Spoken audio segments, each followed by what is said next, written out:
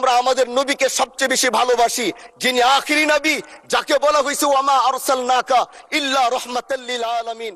আমরা 2026 সালের 13 ফেব্রুয়ারি সারা বাংলাদেশের নজর ছিল মাদারীপুর 1 আসনের দিকে। একদিকে হেভিওয়েট প্রার্থী, অন্যদিকে মাত্র 28 বছর বয়সী এক তরুণ, যার হাতে ছিল না বিশাল অর্থবল, কিন্তু ছিল পূর্বপুরুষের ঐতিহ্য আর সাধারণ মানুষের ভালোবাসা। বলছি বাংলাদেশ খেলাফত মজলিসের প্রার্থী সাইদ উদ্দিন আহমদ হানজালার কথা। মাত্র 385 ভোটের ব্যবধানে জয়ী হয়ে যিনি সবাইকে চমকে দিয়েছিলেন, কিন্তু কেন আজ তিনি দেশ জুড়ে আলোচনায়? কেন সংসদ ভবনে তাকে জঙ্গি এমপি বলে কটাক্ষ করা হলো?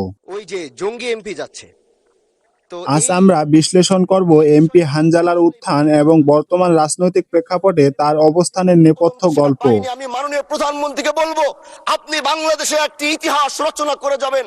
আপনার মাধ্যমে যদি এটা স্বীকৃতি পায়, যারা নবীকে অস্বীকার করে তারা কোনোদিন মুসলমান থাকতে পারে না, এটা আইনের মধ্যে। সাইদ উদ্দিন আহমদ হানজালা কোনো সাধারণ রাজনৈতিক পরিবার থেকে আসেননি। তিনি ফরায়েজি আন্দোলনের মহান নেতা হাজী শরীয়তুল্লাহর বংশধর এবং কিংবদন্তি নেতা দুদু মিয়ার নাতি। 1997 সালে মাদারীপুরের বাহাদুরপুরে জন্ম নেওয়া এই তরুণ পারিবারিকভাবেই পেয়েছেন অন্যায়ের বিরুদ্ধে আপোষহীন হওয়ার শিক্ষা।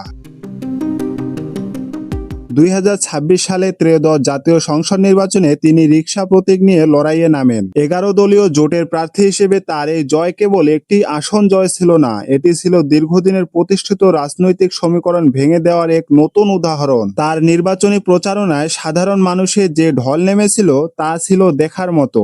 নেমে যায়।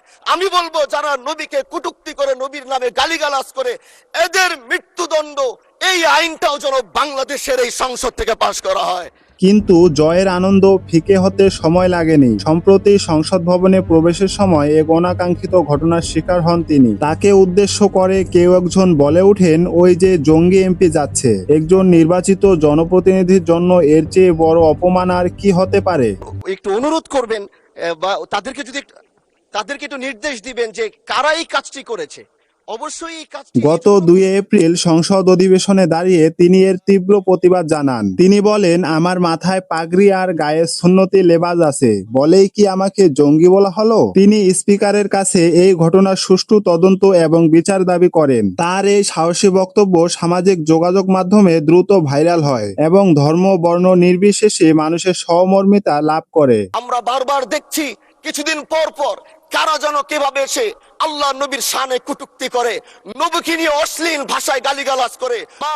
শুধু নিজের অপমানের বিচার নয়, এমপি হানজালা বর্তমানে আলোচনায় আছেন তার একটি বিতর্কিত এবং আলোচিত দাবির জন্য। গত 15 এপ্রিল জাতীয় সংসদে তিনি দাবি তুলেছেন, মহানবী হযরত মুহাম্মদ সাল্লাল্লাহু আলাইহি ওয়াসাল্লামকে কটূক্তির দায়ে যেন সর্বোচ্চ শাস্তি মৃত্যুদণ্ডের বিধান রেখে আইন পাশ করা হয়।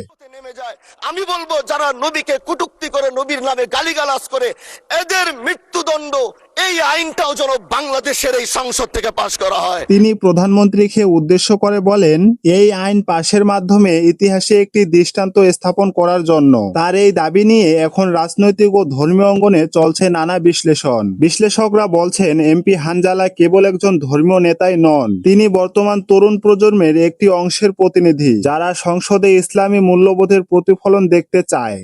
কত টাকা ভাড়া নিছে? 200 টাকা। 200? কোথায় নামবেন? কে ভাড়ার 200 নিছে? কে লোক কোথায়?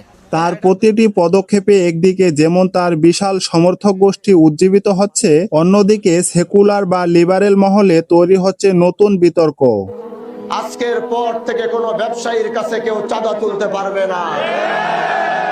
পাঁচচর স্থানে যারা বাসে উঠার পরে যাদের চাঁদা দিতে হয়, আমি হানজালা বলছি, কালকে থেকে ইনশাআল্লাহ কারো 1 টাকা চাঁদা দিয়ে বাসে উঠতে হবে।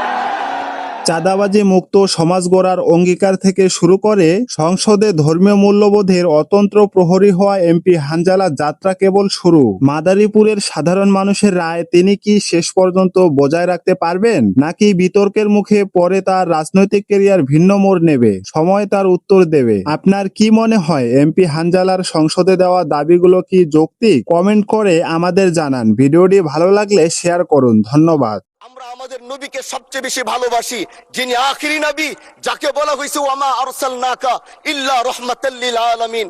আমরা বারবার দেখছি কিছুদিন পর পর